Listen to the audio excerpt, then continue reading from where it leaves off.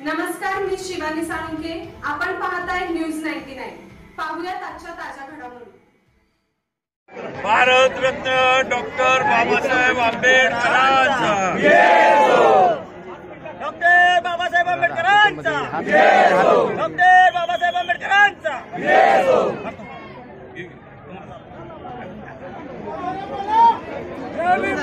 बोलो रे बोलो, इधर से बोल, ऊपर से बोल, बोल रे बोल, बोल रे बोल.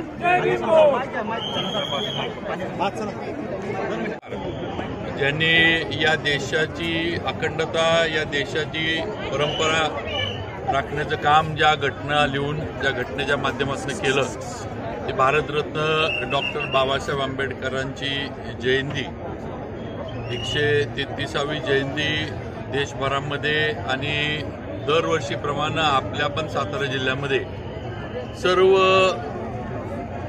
डॉक्टर बाबासाहेब आंबेडकरांवर विश्वास ठेवणारे, त्यांच्या कार्याची प्रेरणा घेणारे आणि त्यांच्या कार्यावर प्रेम करणाऱ्या सर्वांच्या वतीनं, सर्व जाती धर्मातल्या सगळ्यांच्या वतीनं ही जयंती आज साजरी होती आहे. डॉक्टर बाबासाहेब आंबेडकरांनी या देशातल्या प्रत्येक नागरिकाला एक सन्मानानं जगायचा आणि नागरिक म्हणून ताठमानेनं उभा राहण्याचं एक घटनेच्या माध्यमातून अधिकार दिला. श्रीमंत असू दे, गरीब असू दे, सर्वांना एका लाईनीमध्ये म्हणा किंवा एका ह्याच्यामध्ये तराजूमध्ये आणण्याचं काम हे या घटनेमुळं परमपूज्य डॉक्टर बाबासाहेब आंबेडकरांनी केलं.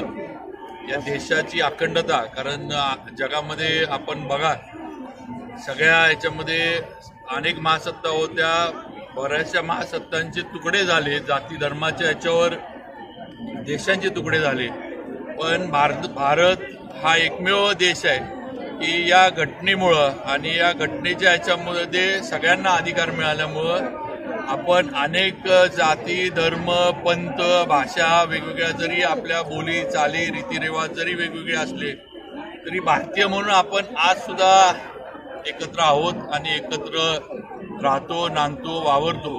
ही सगळी जी काही किमया आहे, ही सगळी जी काही ताकद आहे, ही या घटनेमुळं आपल्या देशाला आणि आपल्याला मिळाली आहे. त्यामुळे एवढं मोठं काम परमपूज्य डॉक्टर बाबासाहेब आंबेडकरांनी केलंय. त्यांना मी माझ्या वतीनं, सातारा जावळी विधानसभेच्या वतीनं आणि माझ्या भारतीय जनता पार्टीच्या वतीनं आजच्या या जयंतीच्या निमित्तानं मनापासून अभिवादन करतो. त्यांच्या मार्गावर चालण्याची ताकद, आशीर्वाद परमपूज्य डॉक्टर बाबासाहेब आंबेडकरांच्या आशीर्वादानं आम्हाला मिळावी हीच त्यांच्या चरणी प्रार्थना करतो.